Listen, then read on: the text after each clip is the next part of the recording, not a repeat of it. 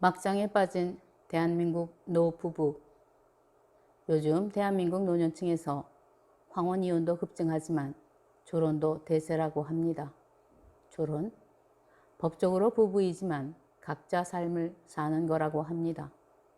이런 제도는 전 세계의 어느 나라에도 없는데 최근 우리나라 노년층에서 선호한다고 합니다.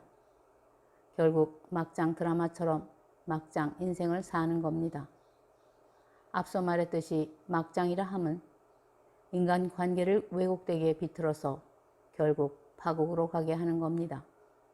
그저 단순히 드라마려니 하지만 옛말에 흉 보면서 배운다고 노년의 부부가 함께 살기는 싫고 법적으로 정리하기도 싫어 그런 관계를 설정해놓고 신선하다는 반응입니다.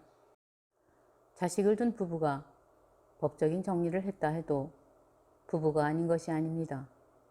부부는 죽어서도 자식을 두고 그 영혼을 나누는 관계이기 때문입니다.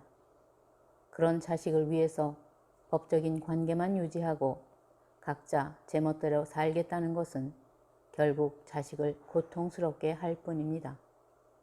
거기다 이 같은 명분으로 헤어져 살지도 못하면 부부가 서로를 향해 공개적으로 악담을 합니다. 유독 입담이 걸쭉한 중년 이후의 여자들이 앞다투어 나와 그동안 살아온 남편을 공격합니다. 이처럼 부부관계를 철저히 파괴하는 막장이 마치 시대적인 대세이며 능력이라고 하니 한편으로는 그저 자식을 위해 인내하며 말없이 사는 아내에게도 갈등을 일으킵니다. 이혼도 하지 않고 살면서 공개적으로 남편을 비난하는 아내나 늙은 아내와 살기 싫다고 법적인 관계만 유지하고 제멋대로 살고 싶은 남편이 요즘 대한민국 노년의 부부 모습이라는데 나만 시대에 뒤떨어져 사는 걸까? 그래서 오늘날 대한민국 노년의 부부는 떨어져 사는 것이 좋을까? 아니면 함께 사는 것이 좋을까? 갈등합니다. 어쩌다 100세를 사는 시대를 살다 보니 새 인생에 대한 변화를 열망하지만 한편으로는 이혼을 두려워합니다. 아마도 전통적인 가족관계를 유지해야 한다는 민족적 사고의 지배를 받는 걸 겁니다. 이와 같은 한국인의 이중성에 대해 이혼이 자유로운 서구인은 이해할 수 없다는 반응입니다. 그토록 싫다면서 과감하게 헤어져야 한다고 합니다. 얽힌 실타래를 끊는 방법은 두 가지입니다. 꼬인 실타래를 억지로 풀거나 아니면 단번에 잘라버리거나. 아시죠? 고르디언 매듭이라고. 알렉산더가 정복기에 누구도 풀지 못했던 신전의 매듭을 칼로 내리쳐 그대로 잘라버립니다. 사람들은 실타래처럼 얽힌 인간관계를 애써 풀려고 합니다. 하지만 때론 풀기보다는 과감하게 분리하는 것도 방법입니다. 부부가 서로 사랑하지 않아 헤어지고 각자의 길을 가면 됩니다.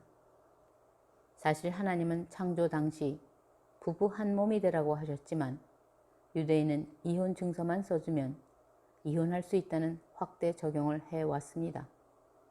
이처럼 인간은 죽음이 갈라놓을 때까지 한 몸처럼 살라는 계명을 지키기 어렵다고 하는 겁니다. 결국 예수님도 허락하십니다. 간음을 한 경우만 이혼을 할 수 있다고 하십니다. 그런데 간음이란 외도를 하는 것뿐이 아니라 이미 마음에 배우자가 싫은 것도 간음이라고 하십니다. 흔히 남편이나 아내가 취미생활에 집착하며 서로를 기피하는 것도 간음이라는 겁니다. 막장에 빠져 배우자에게 멀리하고 성형이나 명품에 중독되는 것도 간음이며 한을 풀어준다며 유명 가수를 쫓아다니며 열광하는 것도 간음이랍니다. 다시 말하면 이런 이유로 부부 절대 사랑의 원칙이 깨지고 만 겁니다. 그러면서 자식 때문에 산다는 코스프레를 하지만 결코 하나님이 정한 부부관계라고 말할 수 없습니다. 비록 함께 살지만 이미 다른 생각이나 취미에 집착하며 서로에게 등을 돌리고 서로를 원망하며 인생을 낭비하는 겁니다. 서구 유럽인들은 비록 이혼율이 높지만 사는 동안은 절대 사랑합니다. 자이든 타이든 사랑이 식었다고 생각하면 과감하게 갈라섭니다. 그래서 헤어져도 상대를 원망하거나 미워하지 않습니다. 한때 초등학교를 다니는 딸과 함께 미국에서 살았던 적이 있었습니다. 옆집에는 딸의 친구인 찰스가 살고 있었는데 찰스의 엄마와 아빠는 누가 보아도 인고 부부였습니다. 항상 붙어 다니며 어디에서든 애정 표현이 잦습니다. 그러던 어느 날 찰스네 마당에 가구가 나와 있는 겁니다. 이혼을 한다고 하더군요. 그리고 각자의 가구를 챙기고 찰스는 엄마가 양육하기라 하고 이혼을 한 후에도 토요일이면 어김없이 집 나간 아빠가 와서 찰스와 놀아줍니다. 물론 찰스 엄마의 남자친구도 있는데 찰스는 그 남자와도 잘 지냅니다. 모든 문명을 서구로부터 받아들이지만 유독 인간관계만큼은 쉽게 받아들이지를 못하고 있습니다. 서로 사랑하지 않으면서 모든 책임을 상대에 돌리며 관계를 복잡하게 만듭니다. 이제 시대가 바뀌어 서로 마음이 안 맞으면 갈라서는 선택의 시대입니다.